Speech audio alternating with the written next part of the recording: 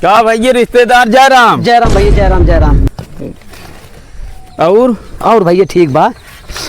चला बैठे बरामदा में, चला चला भैया चला। बैठे भैया रिश्तेदार, बैठे जाए पानी लेके आए। ठीक हो भैया। कहो भैया रिश्तेदार, हाँ मिठाइया राजू तीने प्याव बुआ तुहार जोन ले आई है। नहीं राजू, हम 1 किलो मिठाई लाई है भैया। अरे राजू तीने प्याव बुआ है। अरे यार अपने सामने तौलाए भैया 1 किलो दे से। अरे राजू भैया तनी झूठ जिन बोला है, तीने प्याव राजू। राजू मनबन करबा भैया। अच्छा बैठे अमावत है, देखा था कांटा धरे राजू। झूठ बोल के नहीं मैं जाबा हमसे। तौले है देखे है